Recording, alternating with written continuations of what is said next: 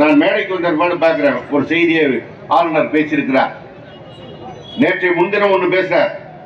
வடகிழக்கு மாநிலங்களிலிருந்து வந்திருக்கின்ற மாணவிகள், விளையாட்டு வீராங்கனைகள் இங்க வந்தாங்க, தமிழ்நாடு பாதுகாப்பாக இருக்கிறது என்று அவர்கள் உணர்ந்தார்கள் என்று பாராட்டி பேசுகிறார். இன்னைக்கு பேசுறாந்தாலே தமிழ்நாடு தீவிரவாதிகள் இருக்கின்ற இடமாக இருக்கிறது என்று. தீவிரவாதிகள் இருக்கின்ற இடம் மணிப்பூர். நீ அங்க கவர்னரா இருந்த, அங்க நீ ஒன்னும் செய்யலன்னு சொல்லி அனைத்து கட்சியும் சேர்ந்து உன்னை விரட்டி அடித்து நீ இன்றைக்கு இங்க வந்து தமிழ்நாட்டில் இருக்கிற.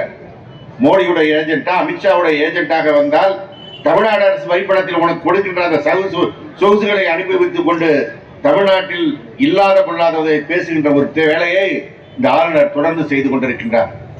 சட்டமன்றத்தில் இப்படிதான் வந்துவிட்டு சட்டமன்றத்தில் ஆளுநர் உரையை பேசாமல் புறக்கணித்து விட்டு போனார். கேட்டதற்கு ஜனகணமன பாடவில்லைன்னு சொன்னார். அதனால அறிவு இருக்கா இல்லையான்னு எனக்கு சந்தேகமா இருக்கு. எப்படி ஐபிஎஸ் படிச்சா அவனுக்கு எப்படி பட்டம் கொடுத்தாங்கன்னு எனக்கு சந்தேகமா இருக்கு. கொஞ்சம் நான் இதுவரைக்கும் பேசாத கொஞ்சம் கடுமையான வார்த்தைகளை பேசுகிறேன் என்றால், இப்படிப்பட்ட ஒரு முதல்வர், மரியாதை கொடுக்கின்ற ஒரு முதல்வர் இருக்கும்போது இந்த ஆள் திருப்பி திருப்பி இதே வேலையை செய்கிறான் என்றால் அந்த ஆளுநரை விரட்ட வேண்டிய காலகட்டம் வந்து கொண்டிருக்கிறதோ என்ற சந்தேகத்தின் காரணமாகத்தான் பேசுகிறேன். அந்த ஆளுநர் நம்முடைய முதலமைச்சரை ஆட்சியை தரக்குறைவாக பேசுறார். திருவள்ளுவருக்கு காவி உடையை போட்டுவிட்டு இதுதான் திருவள்ளுவருக்கான உடை என்று சொல்கிறான். எந்த சனாதானம் நீக்கப்பட்டதால் இன்றைக்கு பெண்கள் வந்து இங்க சேர் போட்டு உட்காரக்கூடிய வாய்ப்பு வந்தது. அந்த சனாதத்தை தூக்கி பிடிப்பேன்னு சொல்றான்.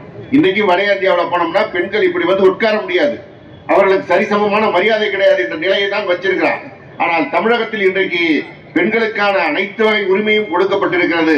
அது ஆளுநருக்கு பிடிக்கல. ஏன்னா அவர் RSS கையாள், RSS அரட்ரவுசர் போட்டுக்கிட்டு சுத்துறாள். அதனால் RSS கொள்கை பெண்கள் படிக்கக்கூடாது, பெண்களுக்கு சொத்திலே சம உரிமை கொடுக்கக்கூடாது, பெண்களுக்கு வேலை வாய்ப்பு கொடுக்கக்கூடாது என்பதுதான். இதையெல்லாம் நம்முடைய தமிழ்நாடு அரசு செய்கிறது. தலைவர் கலைஞர் சொத்திலே சம உரிமை கொடுத்தார்.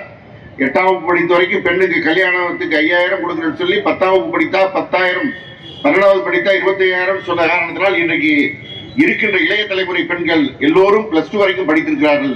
இன்னைக்கு நம்முடைய முதலமைச்சர் அவர்கள் புதுமை பெண் திட்டத்தை அறிவித்து கல்லூரிக்கு போனா அவனுக்கு மாசம் 1000 தரமா நீ படிமான்னு சொன்ன காரணத்தினால் இந்த 3 ஆண்டுகளில் 30% பெண்களுடைய சேர்க்கை கல்லூரிகளை அதிகரித்திருக்கிறது. இப்படி பெண்கள் எல்லாம் கல்லூரி வரை படிப்பது பிடிக்கல அந்த ஆளுநர் ரவிக்கும் அவருக்கு தலைமையா இருக்கிற மோடிக்கும். அதனாலதான் தமிழ்நாட்டில் நடக்காத விஷயங்களை பொருளை கிளப்புவதே ஒரு வேலையாக இன்றைக்கு செய்து கொண்டிருக்கிறார். புதுசா உள்ள விட்டுறான். அவன் பெரியார பேசுறான். ஐயா தான் எழுதியிருந்தார் முரசொலியில், பெரியாரின் மயிர்களை நீ பிடுங்க முடியாதுன்னு. அன்றைக்கு உண்மையாக படித்து விட்டு நாங்கள் கண்களை போனோம் ஐயா. அந்த உணர்வு தான் இன்னைக்கு அவன் போய் ஈரோடு நிற்கும் போது பலரும் முற்றுகையிட்டு வெளியே துரத்தி கொண்டிருக்கின்ற அந்த காட்சியை பார்க்கிறோம். பெரியாரை பேசிவிட்டு தமிழ்நாட்டில் அவன் நடமாடக்கூடாத ஒரு நிலைமை தான் இன்றைக்கு வந்து கொண்டிருக்கிறது. இந்த கையாள்களை எல்லாம் களத்திலே இறக்கிவிட்டு திமுகவை ஏதாவது பண்ணி பார்க்கலாம் நினைச்சினா நான் மோடிக்கும் சொல்வேன், அமித்ஷாவுக்கும் சொல்வேன், கவர்னர் ரவிக்கும் சொல்வேன், உங்கள் கனவு பலிக்காது. இது பலரை கண்ட கட்சி திராவிட முன்னேற்ற கழகம். உன் தாத்தம் பாட்டம் எல்லாரையும் பார்த்து விட்டு நீ இன்னும் எத்தனை பேரை இறக்கி விட்டாலும் அவர்களையும் வென்று தமிழ் மொழியை காக்க, தமிழினத்தை காக்க, தமிழ் இனத்தை காக்க உயர்ந்து நிற்கின்ற கட்சியாக தொடர்ந்து ஆளுகின்ற முதல்வராக நம்முடைய தளபதி அவர்கள் இருப்பார்கள். அவருக்கு உறுதுணையாக நம்முடைய மாண்புமிகு துணை முதலமைச்சர் மரியாதைக்குரிய உதயநிதி ஸ்டாலின் இருக்கிறார்கள்.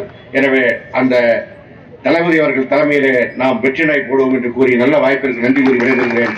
நன்றி, வணக்கம்.